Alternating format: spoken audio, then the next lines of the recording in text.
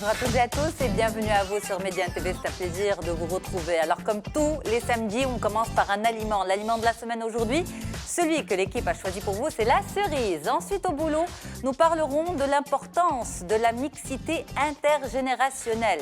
Ensuite, nous vous proposons d'aller à la rencontre d'une femme constamment en activité. La présidente de la Fédération royale d'aérobic, Selma Benani, est avec nous et c'est notre femme inspirante de cette semaine. Et puis pour finir, nous vous proposons de découvrir une association d'Azhur qui œuvre au bien-être moral et le bien-être de façon générale des personnes atteintes de cancer. Voilà, vous êtes avec nous sur Média TV, c'est notre sommaire pour aujourd'hui. Je suis très heureuse de retrouver mes invités et on démarre. À tout de suite.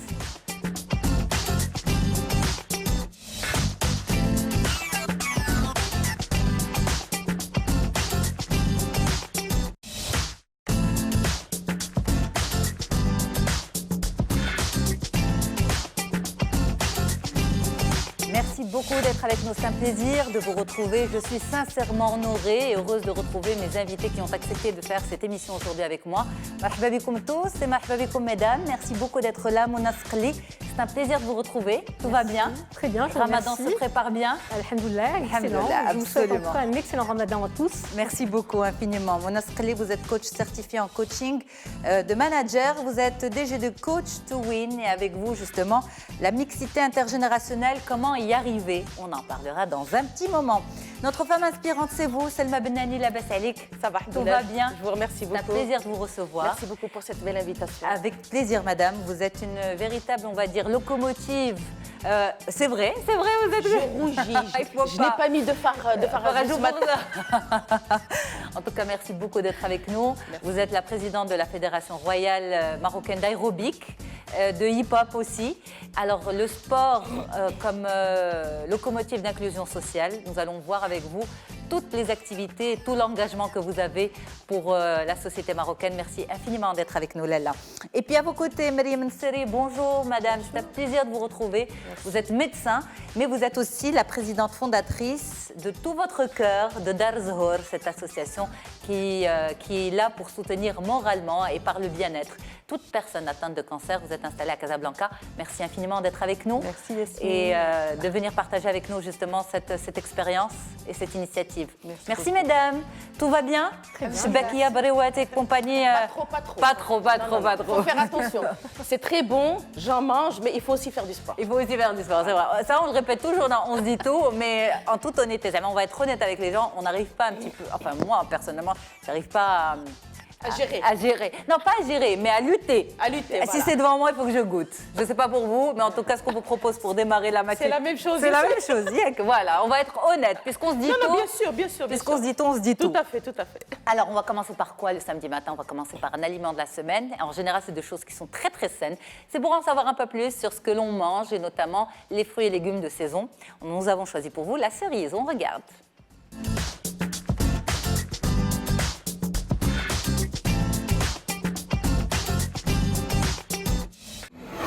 Symbole du renouveau, elle est la touche finale sur un gâteau, c'est la cerise. Originaire du Japon, elle est réputée pour être la gourmandise des rois. D'ailleurs, Napoléon aurait nommé une variété de cerises en son nom. Et c'est grâce à Louis XV, qui en raffolait, que de nouvelles variétés de cerises ont été créées. Au Maroc, depuis 1920, on célèbre la beauté durant la saison des cerises lors du festival de Sefro. La ville donne également son nom à l'une de ces variétés, la cerise de Sefro, ou El Beldi, une cerisette noire, très sucrée à maturité. Il existe plus de 600 variétés de cerises dont les plus connues sont la cerise Bigaro, sucrée à chair ferme et croquant, qui peut être blanche ou rouge. La cerise Guine, sucrée à chair molle. La cerise Amarelle, au goût acide et au jus clair. La cerise Griotte, au goût acide et à jus coloré. La cerise est riche en potassium et en vitamines A et C, bon pour le foie et l'estomac, reconnus pour leur action antioxydante. C'est l'un des fruits les plus sucrés qui reste très peu calorique. Il faut savoir aussi que les cerises acides contribuent à la prévention du diabète. En cuisine, la cerise s'insère délicieusement dans les tartes. On la retrouve également en jus, en confiture ou tout simplement dégustée à elle seule. Elle est petite, sucrée et pleine de bienfaits. Un péché mignon sans culpabilité. Alors, mesdames, cerise sur le gâteau ou pas? Tout à fait, 100%. 100%. Maryam Nseri, cerise ou pas? Cerise, À bien fond, sûr. beaucoup. Et vous, Mouna Sreli? Un péché mignon. Péché mignon, Un péché exactement. mignon. Mais apparemment, c'est un fruit qui reste très sucré, mais très peu calorique. Donc, on va dire que c'est un bon compromis. Voilà. On va travailler un petit peu? Allez, on y va. On sort de la cuisine.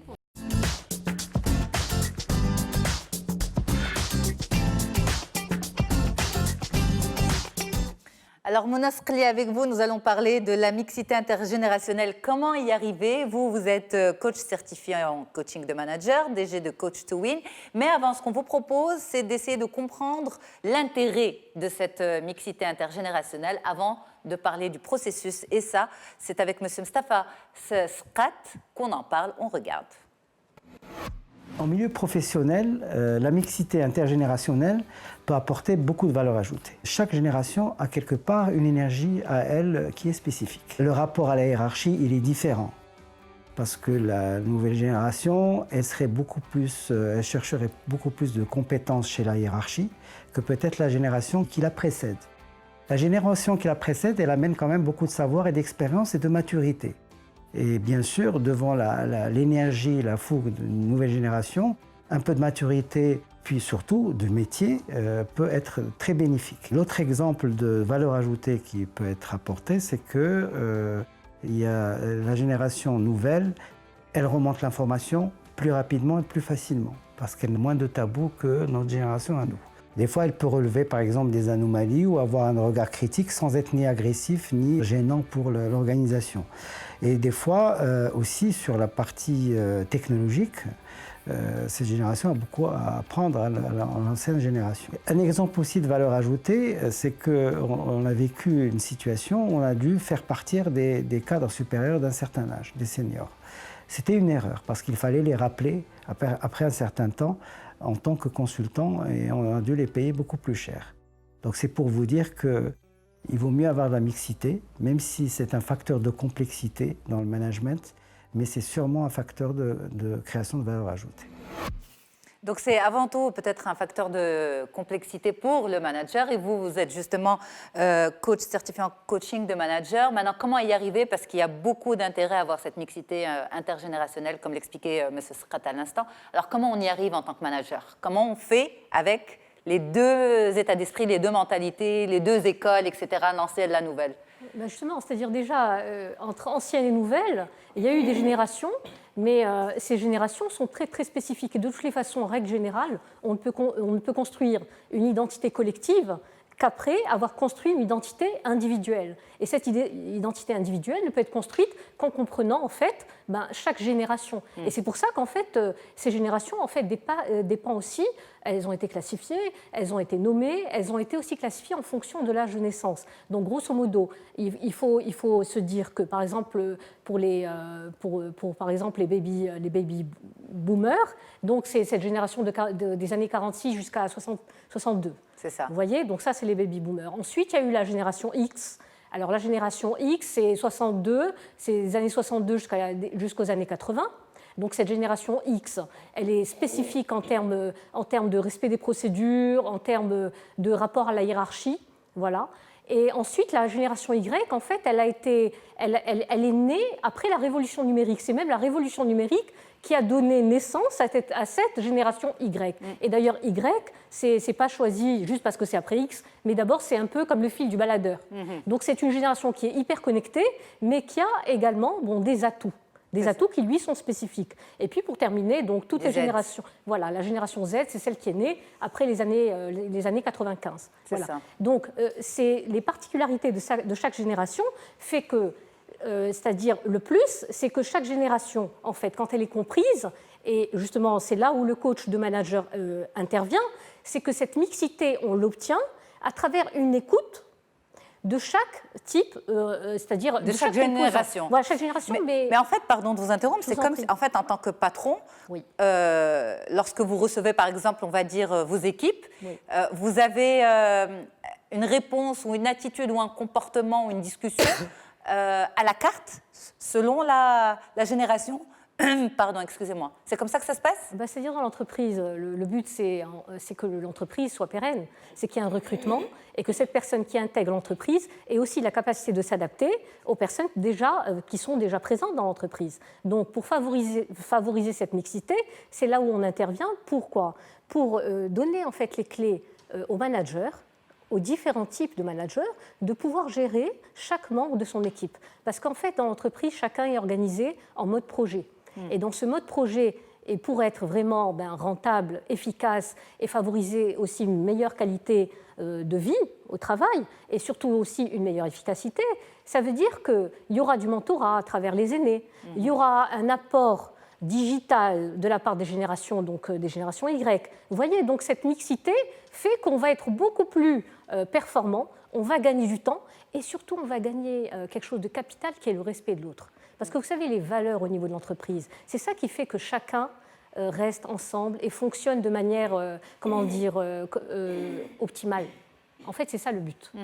Mais est-ce qu'il ne risque pas d'y avoir, on va dire, ce sentiment un petit peu de, entre guillemets, d'exclusion d'une génération par rapport à l'autre? Par exemple, comme on l'a dit, la jeune génération remonte l'information beaucoup plus facilement, il y a beaucoup moins de tabous, etc. Alors que les aînés sont beaucoup plus dans la retenue parce que l'éducation était comme ça, parce qu'il y a ce respect de la hiérarchie stricte, etc.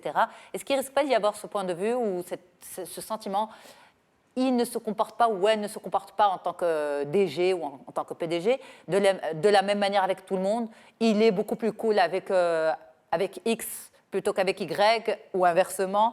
Voilà. Est-ce qu'il ne risque pas d'y avoir ce genre de ressenti personnel? Voilà, ça reste des ressentis. Mais le vécu fait qu'on est obligé de travailler sur soi, justement, à travers un coaching, justement, qui est spécifique pour permettre à chacun de pouvoir mettre la main à la pâte et de fonctionner ensemble, mais de manière plus efficace. C'est devenu compliqué d'être manager aujourd'hui. Écoutez, d'abord, il faut être rentable. Un manager, c'est un job. C'est devenu compliqué d'être parent aussi et d'être manager parce qu'aujourd'hui, on encourage la spécificité de chacun, le respect de la spécificité. Alors qu'avant, par exemple, l'éducation, c'était la même pour toute la fratrie, le management, c'était le même pour toute la boîte, alors que là, c'est vraiment c'est devenu compliqué. On a plus à gagner. On a plus à gagner, en fait, de mieux comprendre l'autre à travers le respect de l'autre et l'écoute de l'autre. Et ça, le manager, en fait, il va partir gagnant parce qu'il saura exactement quel type de profil va lui apporter, justement, une capacité à venir aller surfer sur les réseaux, apporter de l'information capitale, mais vraiment cruciale pour l'entreprise.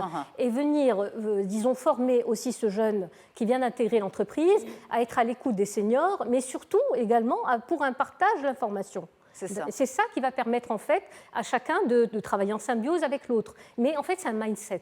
C'est pour ça que... De l'entreprise. De l'entreprise. Ça veut dire que c'est pour ça que la culture de l'entreprise ne peut être bâtie qu'à travers des valeurs qui sont communes. Exact. Et travailler à travers justement, Coach Louine, quand Coach Louine est sollicité, c'est par rapport justement à ce coaching qui fait qu'on va développer des team building qui font qu'il y aura des voyages de groupe, qu'il y aura un projet commun, construire par exemple en carton une voiture et faire en sorte, oui c'est arrivé en pratique, et donc faire en sorte que chacun justement apporte un savoir-faire et un savoir-être. Et dans ce partage, on est en dehors du statut au sein de l'entreprise. Ça permet en fait, voilà, d'endosser son rôle de citoyen, son rôle de parent, d'amis éventuel, voilà, de construire une nouvelle justement façon de travailler. Mais surtout ne pas oublier justement que cette identité plurielle ne peut être bâtie qu'à travers le respect de l'identité de chacun. C'est ça, absolument. Alors, mesdames, on parle beaucoup de cette mixité intergénérationnelle. Aujourd'hui, c'est un fait. Mais dans votre pratique à toutes les deux, est-ce que c'est quelque chose que vous rencontrez ou finalement chacun est dans sa génération, Mariam Nseri? Je crois que d'abord, nous sommes tous des êtres humains, quel que soit notre âge, quelle que soit notre génération, et on s'enrichit les uns des autres. Et je pense que nous sommes tous interdépendants. Et donc, l'intergénérationnel, c'est humain. Oui. Et donc, je pense que l'acceptation de va de fait. Et je crois que c'est vrai que c'est très, très important de se dire que l'un s'enrichit de l'autre, l'un va donner à l'autre sa jeunesse et l'autre va donner son expérience. Et c'est cette richesse-là, enfin, c'est la vie. Oui, c'est ça, mais c'est compliqué sur le terrain. Mais je pense que c'est la vie. Moi-même, j'interviens en tant que coach en entreprise.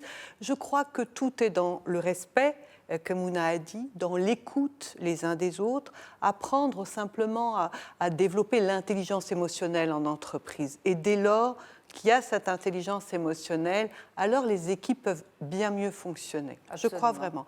Mais heureusement qu'il y a l'intergénérationnel. Heureusement. Selma Benani, vous en pensez quoi justement? Alors, j'en pense beaucoup parce que moi, la fédération que je préside aujourd'hui, elle a pratiquement 23 ans. Donc, il y a 23 ans, je n'avais pas l'âge que j'ai maintenant. J'avais exactement 24 ans. Et j'étais la seule femme. D'abord, il y avait un peu plus de 50 présidents de fédération et ils étaient pratiquement tous moustachus, donc hommes et moustachus. Et donc, c'était à la mode. Peut-être. Il y a 23 ans peut-être. Et donc, j'étais la seule femme et la plus jeune. Et donc, moi, au moment de fonder cette fédération, je me suis soi-disant préparée à faire face éventuellement à du refus, à quelque chose comme ça. Et en fait, à du refus en tant que femme. Il y en a eu? Pas du tout. Mon problème principal, c'était l'âge. Alors, on m'a appelé le Barhocha, on m'a appelé Daria. Et la gamine. Il y avait même eu un article, Karimet Flan, comment elle peut présider une fédération depuis quand la famille Benani préside le sport, depuis quand la famille Benani ramène des médailles au Maroc, etc., etc. Bon, j'en étais très triste, je pleurais tout le temps. Et un jour, mon père m'a dit, je pleurnichais tous les soirs. Et un jour, mon père, il m'a dit comme ça, il m'a dit, écoute, si tu n'es pas capable de composer avec tous les éléments de la société marocaine, reste chez toi à la maison et arrête de pleurnicher. Et à ce moment-là, je me suis dit, il faut arrêter et il faut que je commence à travailler. Et donc, l'âge était vraiment une catastrophe. Il fallait prouver votre compétence. Voilà. En termes d'âge, mais pas en termes de genre. Pas du tout. C'est rassurant pas déjà. Du tout. Par contre, ils avaient tous un comportement paternaliste avec moi. Donc, la petite chouchou, venez ici, j'ai benti, etc. Bon, ça, c'est sympathique. Par contre, là, j'ai été un préjudice vraiment catastrophique. Incroyable. Voilà. On va en parler justement dans un petit moment. Alors, Mouna, on a des questions pour vous. Nassima qui vous demande, mon employeur, je vais y arriver, donne toujours raison à mes collaborateurs seniors sous prétexte qu'ils sont plus expérimentés. Y a-t-il une autre voie? Justement, encore une fois, la diversité doit vraiment être le principe fondateur au niveau de l'entreprise pour permettre en fait à chaque voix d'être exprimée. Et là, le coaching aide le manager. Mais qu'est-ce que vous pouvez dire à cette on va dire, chargée d'équipe? Ces collaborateurs seniors passent, on va dire, toujours en priorité, alors que c'est elle la manager. Oui. Est-ce qu'elle doit en parler directement à son employeur? Est-ce que, sans passer par le coaching, mais justement, est-ce qu'elle ouvre la discussion?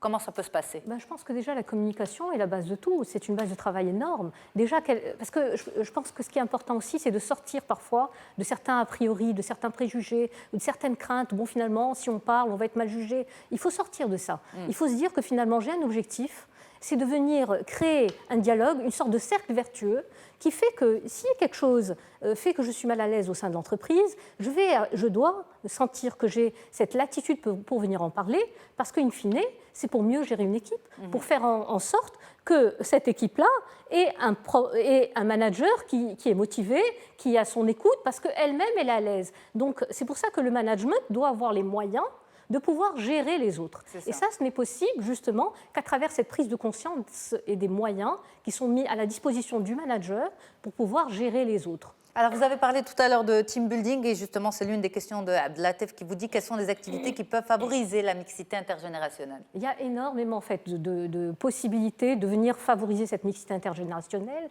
Il y a au niveau de l'agroalimentaire, sans citer de nom, une entreprise qui a donné en fait le nom à un programme et donc qui favorise un peu, c'est comme les touches de piano. Et voilà, donc en fonction des touches de piano, vous avez besoin de l'aigu, vous avez besoin du grave, vous avez besoin aussi de plusieurs origines culturelles, qui fait que c'est cette diversité qui fait cette force. Absolument. Et qui donne cette culture propre à l'entreprise. Alors on va marquer une courte pause et on revient pour la deuxième partie de l'émission. À tout de suite. Et nous sommes toujours avec vous sur Médien TV. Merci beaucoup d'être avec nous. C'est bien sûr Onzito qui vous accompagne. Je suis en très charmante compagnie avec 3 superbes dames pour parler de management, pour parler santé et pour parler sport et pour aussi être notre femme inspirante, Adela Selma Benani. Merci beaucoup d'être avec nous. Vous êtes la présidente de la Fédération royale marocaine de fitness et hip-hop. Merci beaucoup d'être avec nous. On va discuter justement de votre parcours dans un petit moment. À côté de vous, c'est le docteur Marim Nseri, qui est médecin, mais qui est aussi présidente fondatrice de Daj Zohor, une association qui est là justement pour apporter un maximum de bien-être et de sérénité à toutes les personnes atteintes de cancer. Et puis, la mixité intergénérationnelle, comment y arriver, notamment grâce au team building. Vous nous l'avez dit, Mouna Skhli, vous êtes DG de Coach to Win. Merci beaucoup d'être avec nous, mesdames. Alors, on inspire un petit peu les jeunes. C'est bien. Il faut qu'on le fasse. Je n'ai pas cette prétention, mais je vais faire. Essayer avec vous. On y va, on se lance tout de suite.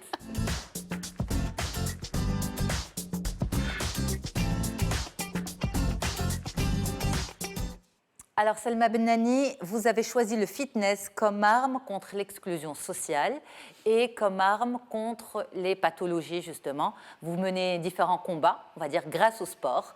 Vous avez formé beaucoup de coachs sportifs, justement, pour les sortir de la délinquance, femmes et hommes. Et puis, vous faites beaucoup d'activités, notamment dans les provinces du Sud, pour lutter contre les chiffres importants d'obésité, absolument.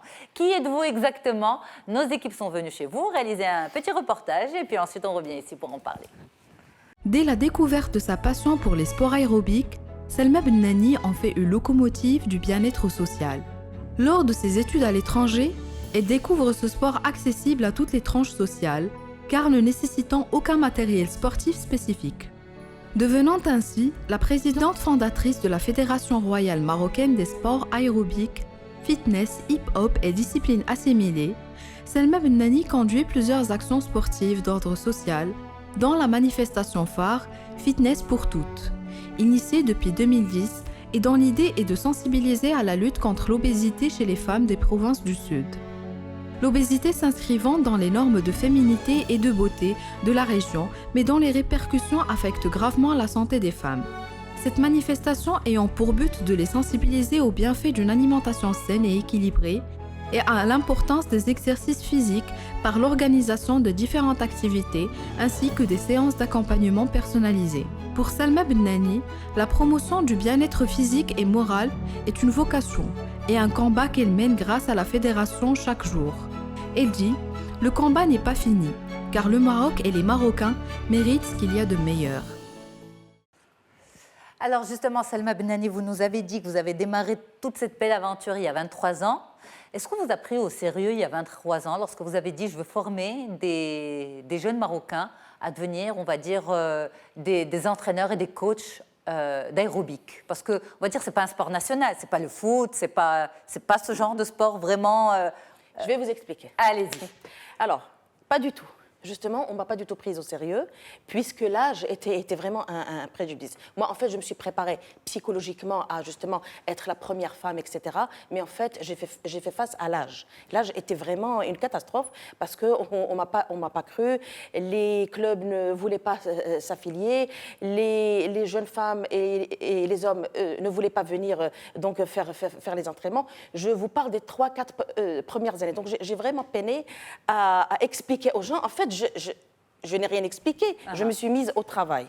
Et comme je pleurnichais beaucoup, mon père m'avait dit ce qu'il m'avait dit, et donc je me suis dit, non, il faut arrêter tout ça, il faut vraiment se mettre au travail. Donc je me suis vraiment mise au travail. Aujourd'hui, nous organisons entre 120 et 140 activités par an dans tout le Maroc, même éventuellement dans les petites villes où les infrastructures sportives sont vraiment minimes, etc. Tout récemment, on a été à Tarfaya, et ben, on a dû ramener le traiteur de l'Ayoun, la sonorisation de l'Ayoun, etc., mais on l'a quand même fait parce que j'estime que tous les Marocains des campagnes, des villes, des petites villes, pauvres ou riches, doivent avoir l'accès à ce sport. Donc, on ne m'a pas cru. C'est un sport qu'ils peuvent pratiquer seuls. Alors, C'est un sport qui est fantastique, c'est un sport qui est extraordinaire. Je ne le dis pas parce que je suis la présidente de cette fédération, mais je vais vous expliquer pourquoi. C'est un sport qui est médical par excellence, puisqu'il a été inventé par le docteur Kenneth Cooper, qui est un chirurgien cardiologue américain, et qui a inventé ce sport à la fin des années 70. Et donc aérobic est un terme latin composé de deux troncs. Aéro, c'est aération, tahouya, bic, c'est le cœur. C'est le sport de l'aération du cœur. Donc c'est un sport médical par excellence, il se base beaucoup sur le pouls. Donc, avant de commencer un cours d'aérobic, il va falloir se baser sur le pouls. C'est un sport. On parle des sports aérobiques, donc ce sont plusieurs disciplines. Et c'est ce qui fait de ce sport un sport de famille, puisque les hommes peuvent pratiquer par exemple le taïbo ou l'aérobox, puisque ça utilise beaucoup quelques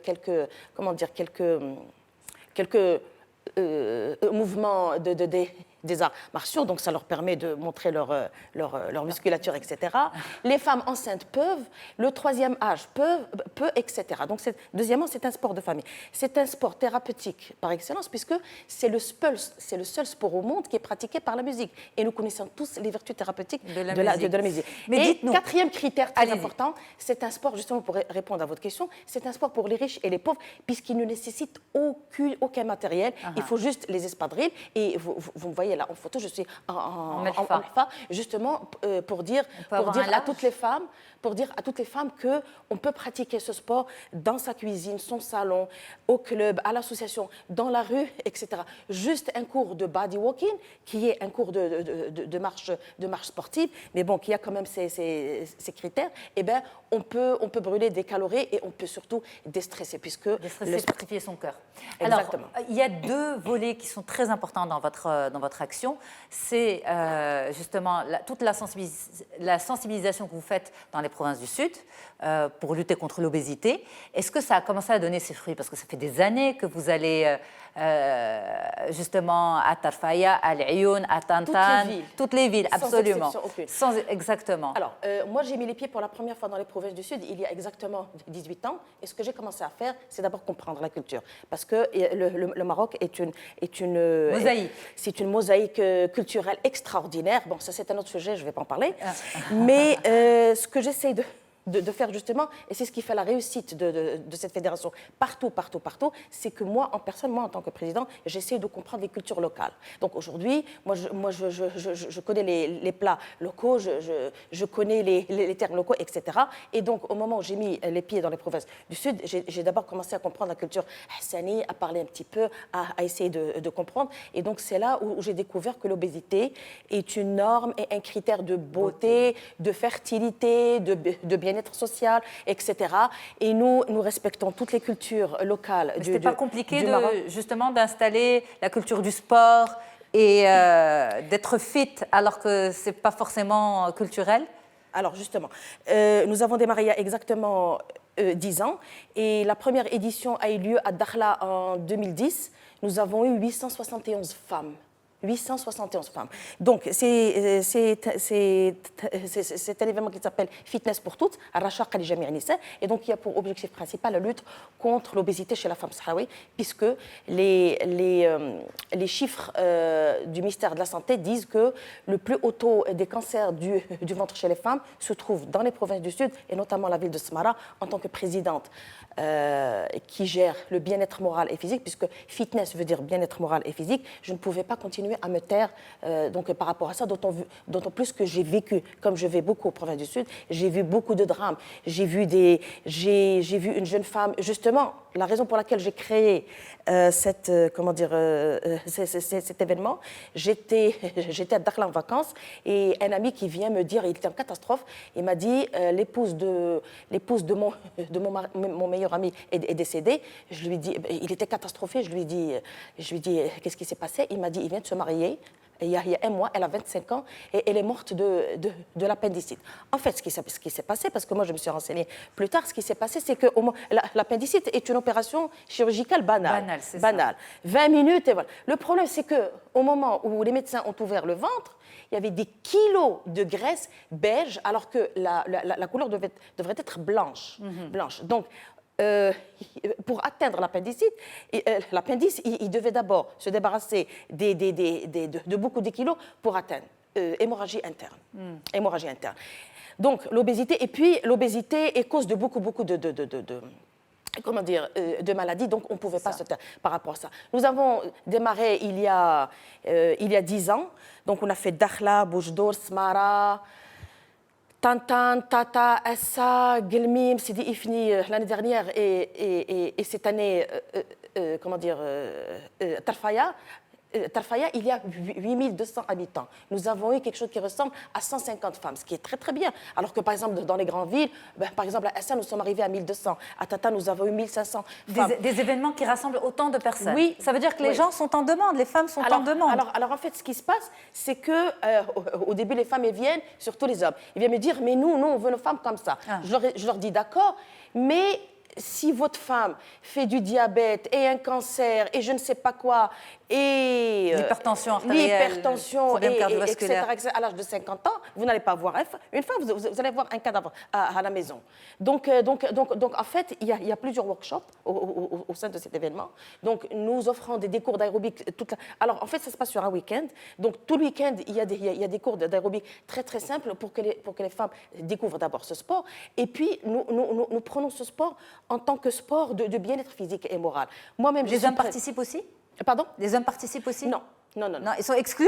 Non, ils ne sont pas exclus. C'est pas qu'ils sont exclus, mais les critères de beauté et de bien-être chez l'homme, sahraoui, c'est justement c'est qu'ils soient maigres. Donc en fait, les hommes n'ont pas besoin de venir chez nous. En fait, qu'ils participent pour comprendre l'état d'esprit de l'activité. Mais ils ne viennent pas. Mais ils ne viennent pas. Ils ne viennent pas. Alors rapidement, si vous permettez, Selma Benani, Masrina Chibik. Mais on a peu de temps pour parler de beaucoup de choses. Rapidement, je voudrais aussi qu'on soulève le volet de la formation, parce que vous formez aussi des femmes et des hommes à devenir des coachs sportifs à travers la fédération pour sortir de l'exclusion, la prostitution, etc. Comment ça fonctionne? Alors, le rôle classique de toutes les fédérations, nous sommes une fédération sportive, ça il ne faut pas l'oublier, mais et nous sommes chapeautés par le ministère de la Jeunesse et des Sports et nous sommes régis par la loi 3009 qui dit que toutes les fédérations, le rôle principal de toutes les fédérations, c'est la formation, les tournois, les équipes nationales, etc. Mais la particularité de cette fédération, c'est la raison pour laquelle j'ai fondé cette fédération, c'est qu'on en a fait une locomotive sociale, comme vous l'avez bien dit, et aussi un moyen d'inclusion sociale et ce sport s'est avéré être un outil excellent de lutte contre la délinquance juvénile. Donc moi, ce que j'ai fait depuis la création de la fédération, c'est que nous avons employé les sports aérobiques, le hip-hop, je vais en parler rapidement, donc à des fins autres que sportives, telles que l'inclusion sociale. C'est-à-dire que vous apprenez un métier à ces personnes? Nous formons gratuitement toute personne en situation précaire au métier d'entraîneur. Et dès que ces personnes obtiennent leur diplôme au sein de la fédération, nous les faisons recruter au sein de clubs, d'hôtels. Il y a beaucoup d'emplois. Et donc aujourd'hui, j'ai un taux de chômage qui est égal à 0. Je n'ai pas une personne qui chôme et nous sommes très fiers de ce chiffre. Alors vous êtes aussi maman, vous faites comment avec tout ça et vous travaillez? Très difficilement. Voilà. Difficilement. Il faut être honnête. Non, je vais vous dire. Il y a une certaine presse, je la remercie beaucoup, qui avait sorti un titre, un titre Dame de fer, etc. Je la remercie beaucoup, mais je vais vous dire, il y a ni fer ni rien. Ni fer ni aluminium. Vous me touchez comme ça, je vais fondre. Mais non. Non, alors, moi j'ai vécu la présidence de cette fédération avant le mariage et les enfants, et après. Je vais vous dire que, alors avant, c'était que du bonheur. J'allais dans toutes les villes, tout le monde m'accueillait. Quand vous étiez célibataire. Voilà, je prenais le premier vol pour aller, le dernier pour rentrer. Aujourd'hui, c'est le dernier vol pour aller à la ville, là où je dois partir, et le premier pour revenir. J'ai un mari très, très compréhensif. La première chose que je lui dis d'abord, je suis présidente d'une fédération. Il m'a dit, non, ça, je le sais, il n'y a pas de problème. Elles le prennent comment? Je voyage franchement, je voyage quand c'est obligatoire. Par exemple, lors des grands événements. Maintenant, le problème que j'ai, c'est qu'il y a certaines régions qui sont très en colère contre moi. Elles disent, la présidente ne vient plus. Oui, mais moi, je peux pas me... Non, très, très difficilement. Et là, je voudrais remercier mon équipe. J'ai une équipe technique, j'ai une équipe de terrain, j'ai une équipe médiatique. Ils sont vraiment fantastiques. Et au moment de la grossesse, de l'accouchement, etc. Ils prennent le relais. Ils l'ont vraiment très, très bien fait. Mais ça se passe très, très, très difficilement. Un exemple très simple, mes filles sont en vacances maintenant, donc pour pouvoir venir ce matin, il a fallu chouchouter, je vais rentrer, on va aller au restaurant, parce qu'elles sont à la maison. Elles sont à la maison seules. Exact, absolument, il faut gérer. Donc il y a une grande différence entre président de fédération homme à la moustache et président de... Et femme mariée avec des enfants. On se dit tout. Non, je vous dis la vérité. C'est ça, c'est vrai. Il y a des jours où j'ai envie que de pleurer et je pleure parce que je vis la pression, la tension, parce qu'il y a 1000 choses, parce que les appels n'arrêtent pas. Vous n'avez pas envie de laisser tomber? J'ai laissé tomber plusieurs fois, mais... Ah oui. Vous avez laissé tomber la fédération? Ah oui, plusieurs fois. Mais comment dire, ma démission n'a jamais été prise en considération. N'a jamais été acceptée. C'est ça. Il y a une femme un jour qui s'est évanouie. Il y en a l'autre qui m'a dit, mais moi, moi, mes enfants, je les laisse à qui, etc. C'est ça. Donc, vous êtes là. Je suis là parce que j'estime que ces jeunes-là ont plus besoin de moi que mes filles. Mes filles sont en train de grandir dans un espace normal, on va dire. Elles n'ont besoin de rien. Elles ont l'accès à l'enseignement, à la culture, à la liberté, à la vie, à la santé, à la justice, etc. Mais beaucoup de jeunes au Maroc souffrent. Et justement, le hip-hop, notamment, s'est avéré être vraiment un outil de réinsertion sociale succulent. Merci beaucoup, Selma Bennani. Une petite question. En fait, je suis sûre, mesdames, que vous en avez, mais je vous dis tout de suite, on n'a pas le temps. Je ne peux pas vous donner la parole. Et on a pas mal de questions de téléspectateurs. On va en prendre uniquement une seule.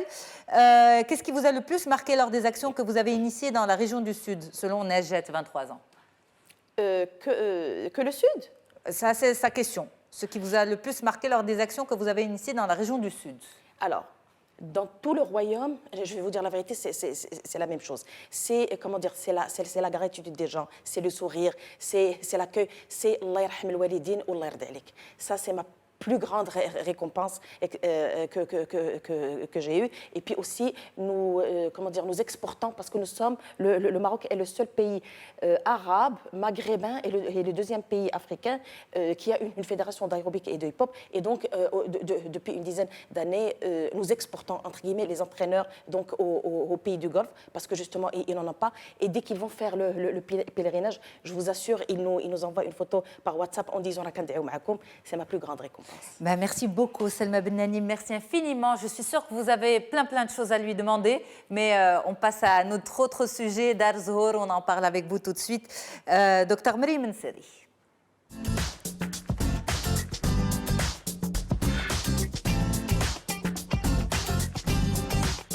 Vous allez bien, Maryam? Bien. Merci beaucoup d'être avec nous. Merci, c'est un plaisir de vous recevoir. À votre émission. On vous a déjà reçu sur le plateau en tant qu'hypnothérapeute, oui, pour parler de sevrage tabagique. Tout à fait. Mais aujourd'hui, c'est une autre casquette qui se présente à nous, celle de la présidente. J'aurais besoin d'elle pour calmer mes angoisses. En tant qu'hypnothérapeute? Oui. J'aurais besoin d'elle. avoir besoin réciproquement. L'une de l'autre? L'une de l'autre. Moi, je vous Parce dis que tout de j'ai suite, entendu la formation en sportive de jeunes et je pense que précaire. dans le domaine de Dar Zohor, nous avons besoin de coachs sportifs qui soient formés et initiés au coaching, je dirais, de thérapie sportive, c'est-à-dire accompagner des patients touchés par un cancer. Ça demande quand même une certaine spécialisation. Vous voyez, on se dit tout, c'est le plateau des rencontres. C'est super, des belles rencontres. Moi, j'ai bien noté ça. Et je vous en remercie. Considérez que la fédération est là. Voilà. Et le sport infiniment. est indispensable, vous l'avez dit, pour accompagner les personnes malades, notamment dans le cancer, parce que réellement, ça participe, ça contribue au chemin de la guérison, excusez-moi. Alors justement, Dar Zohor, cette belle association, l'équipe est venue rencontrer différents bénévoles, hommes et femmes, justement. On regarde et on revient. Dar Zohor est une association qui a été créée pour aider les personnes atteintes de cancer, que ce soit les hommes, les femmes ou les enfants. Voir leur offrir des soins de support, ce qui est aujourd'hui extrêmement novateur au Maroc, parce que c'est la première initiative de ce genre. La présence des soins de soutien dans l'accompagnement en fait, des patients atteints de cancer vont venir accompagner ces personnes donc à côté des traitements conventionnels qu'ils vont recevoir dans un milieu médical. J'interviens au niveau de Dar Zohor en tant qu'art thérapeute. Donc je suis praticienne en relation d'aide et j'utilise différentes approches thérapeutiques pour apporter du mieux-être aux personnes. Il y a l'art-thérapie, il y a la psychothérapie, il y a les groupes de parole, il y a le yoga, il y a la méditation. Des ateliers d'hypnose comme ceux que que j'anime, des ateliers aussi d'accompagnement, on va dire sportif, le tai chi, le qigong. C'est tout cet esprit à travers les équipes, c'est des intervenants qui interviennent bénévolement. Personnellement, j'en fais partie, je suis psychothérapeute et depuis plus d'une année, j'accompagne ces personnes. J'anime un atelier qui s'appelle l'atelier de psychothérapie énergétique. Il faut savoir que ces soins de soutien vont améliorer autant la qualité de vie de ces personnes, mais aussi leurs chances de guérison. Je trouve particulièrement touchant, malgré la difficulté, malgré effectivement des témoignages qui sont douloureux, toute la joie, l'espérance qui se dégage à partir du moment où ces personnes-là ont touché dans leur profondeur. D'ailleurs, je me souviens, un des exemples que j'avais, une femme qui venait de se faire une ablation des 2 seins, elle m'a dit « j'ai oublié que j'étais malade ». Donc à la fin de l'atelier, c'était quand même le plus beau cadeau qu'on peut faire à un psychothérapeute. C'est vraiment un peu notre privilège, c'est d'avoir un peu ce type de reconnaissance. La petite note positive, en fait, elle est énorme, de par les témoignages en fait, des patients. Et Albert Camus disait « c'est au cœur de l'hiver que j'ai rencontré l'invincible été ». Darzhor, si je peux terminer, c'est un endroit d'espérance et d'espoir. Et quand il y a de l'espoir, il y a de la vie. Alors justement, preuve de mixité intergénérationnelle, là aussi au sein de Darzhor, mais c'est aussi pour parler de ces soins de soutien que vous êtes avec nous. Qu'est-ce qui vous a poussé, il y a quelques années, à lancer cette association ? Alors déjà, je pense qu'en étant médecin, je n'ai pas été médecin par hasard. Je devais faire autre chose. J'étais inscrite en prépa et je vois mon père, on me parle de cancer, il part très vite, en quelques mois, d'un cancer. C'était l'année de mon bac. Donc là, je change et je fais médecine parce que je ne savais pas, je ne connaissais pas. Ça a été vraiment un choc énorme de voir comme ça quelqu'un dépérir, sentir la souffrance, etc. Les non-dits, parce que la personne touchée par un cancer, elle ne peut pas partager avec ses enfants ce qu'elle vit. Et on ressent, ça coupe la communication. Donc j'ai été médecin probablement pour comprendre, par cet événement-là, pour comprendre, parce que ça m'a touchée dans ma chair. Et puis plus tard, pour agir. Oui, enfin, voilà, pour agir. Pour comprendre. À comprendre, d'accord. Je crois quand j'avais, à l'époque, 17 ans, j'avais besoin de comprendre. Je ne comprenais pas comment... Et puis aussi, je voyais un peu, à l'époque, l'attitude des médecins qui m'interpellait de manière pas tout à fait positive. Et puis, donc, ensuite, moi-même, j'ai eu un cancer, il y a quelques années de ça. Et je suis passée de l'autre côté du mur, donc de médecin, je suis devenue malade. Et puis, c'est un autre regard, du coup, qu'on porte, vraiment. Je crois que c'est, j'ai envie de dire, c'est le plus beau stage de médecine que j'ai pu faire. C'est d'être malade et c'est de prendre conscience de ce que peut vivre un patient. Le ressenti. Oui, le ressenti, les émotions, le vécu dans sa chair. Du coup, ça change après vraiment la relation qu'on peut avoir avec les personnes. Avec les patients aussi. Et oui, avec les personnes qui sont touchées par la maladie. Absolument. Vraiment, c'est de se dire que, vous savez, nous, on est, en tant que médecins, à mon époque, encore un peu aujourd'hui, encore beaucoup, on est formés comme des techniciens. Ouais. On va soigner un organe malade, on va soigner une maladie, mais on oublie l'être humain. Or, il y a un être humain qui a des émotions, qui a une famille, qui a un environnement social. Donc voilà, et de ce parcours-là, bien sûr, avec d'autres amis qui ont vécu la maladie, on a bien pris conscience qu'en plus des traitements qui sont, heureusement que la médecine est là, peut-être qu'il y avait un plus. Et ce plus, c'est les soins de support. Alors, ces soins de support sont développés partout ailleurs, et au Maroc, ils n'étaient pas encore là. Donc, d'où l'idée de Darzhor est de se dire, eh bien, en plus de la médecine qui fait des choses extraordinaires, pour qui soigner l'organe, pour la médecine qui évolue et qui aujourd'hui, le cancer se guérit dans un très très grand nombre de cas. Ça, je crois que c'est important de dire que ça devient une maladie chronique. Oui. Même si dans l'inconscient des gens, le cancer effraie, c'est effroyable, c'est relié à la mort, alors que non, on sait qu'un très grand pourcentage de cancers peuvent être parfaitement bien traités. Mais si vous me permettez, quelle est l'importance des soins de soutien ou de support dans le traitement du cancer ? Alors vous savez quoi, pour que les en particulier, plus que pour une autre maladie. Eh bien, alors d'abord, il y a des études scientifiques qui ont été réalisées, notamment aux États-Unis, qui ont permis l'ouverture des premiers centres de soins de support. Parce que ces études ont montré que le fait qu'un patient puisse assister, par exemple, à un groupe de parole, eh bien, ça allait non seulement améliorer sa qualité de vie, donc des études scientifiques publiées dans des journaux scientifiques reconnus. Non seulement ça améliore leur qualité de vie, mais ça améliore la survie. Et c'est grâce à ces études que, et il y en a de nombreuses, il y a vraiment maintenant beaucoup de travaux scientifiques qui montrent l'intérêt des soins de support. Donc voilà, après, dans ces soins de support, il y a plusieurs choses que l'on peut faire. Donc voilà, par exemple, on a des images exactes. Le sport, bien sûr, le sport, la thérapie sportive, c'est très très important d'inviter les patients à sortir de leur lit, même s'ils sont fatigués, parce que le sport va donner une autre énergie. Mais aujourd'hui, Dazor est un luxe. Malheureusement, ce n'est pas généralisé. C'est-à-dire que quand je vois ça, je me dis, les gens de Casa, les gens qui viennent à Casa ont la chance d'habiter à Casa.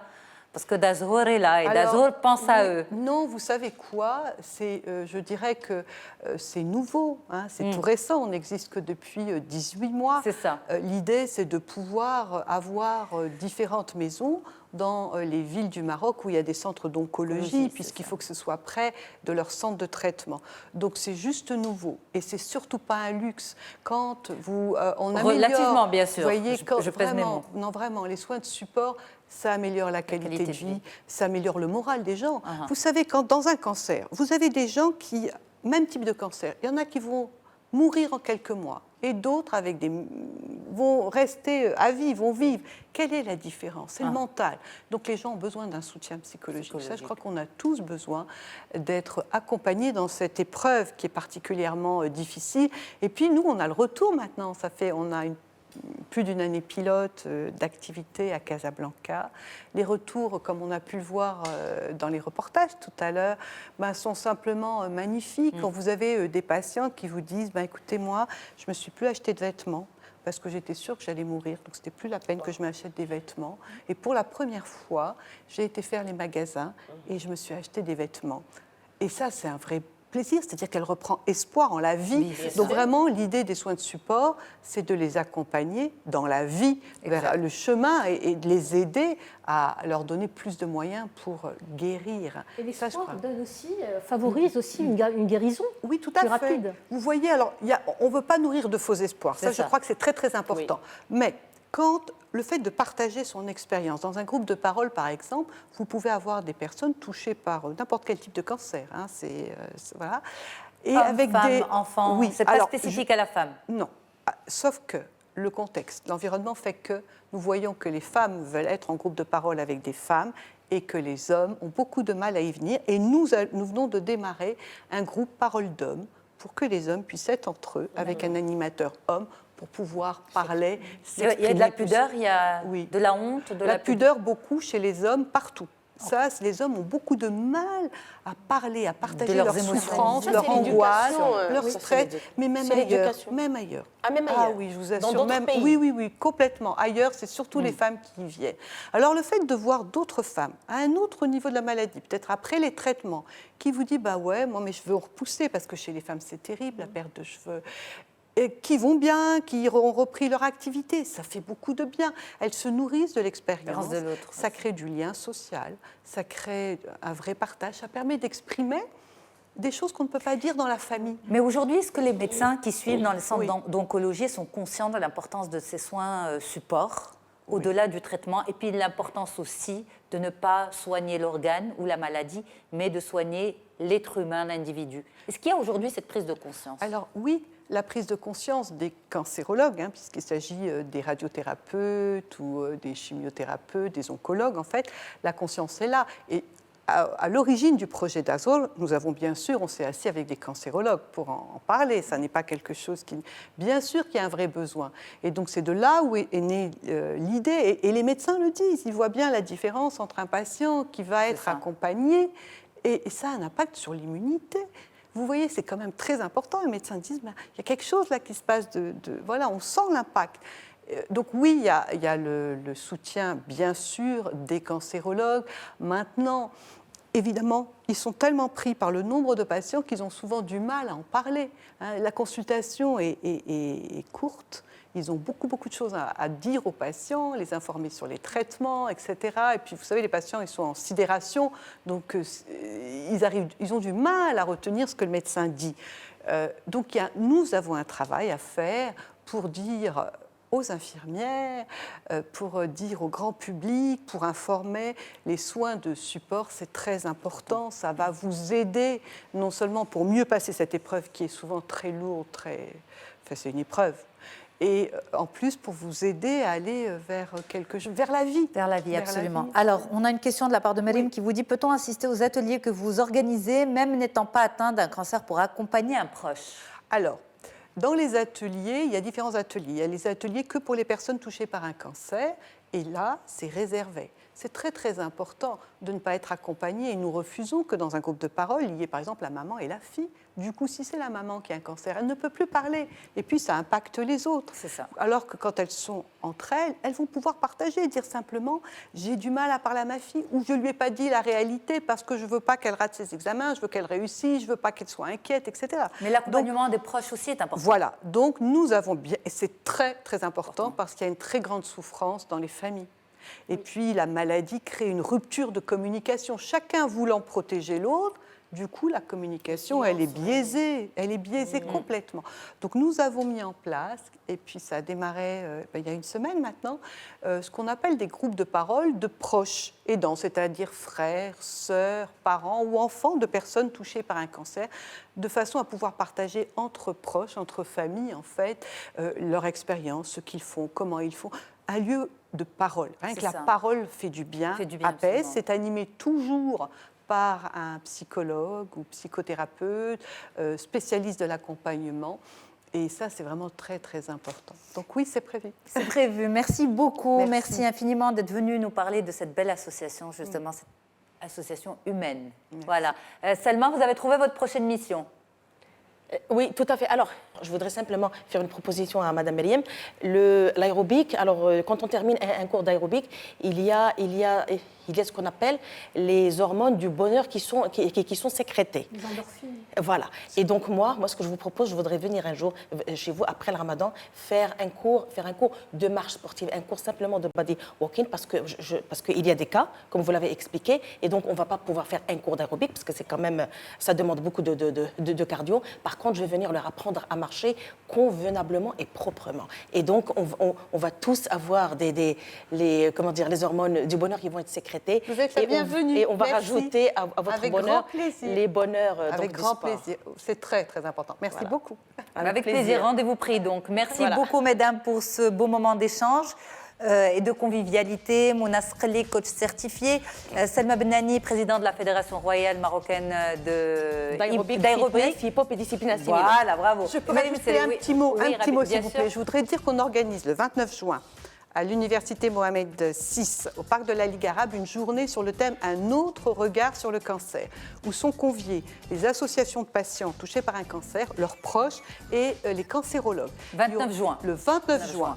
J'invite vraiment les familles qui sont concernées à venir, parce que ce sera vraiment une grande ouverture, un partage de savoir. Merci beaucoup, Dr Merim Nseri, présidente fondatrice de l'association Dar Zhor. Merci infiniment, mesdames. Merci à toute l'équipe. Très bonne suite des programmes sur Médiane TV et à demain. Au revoir.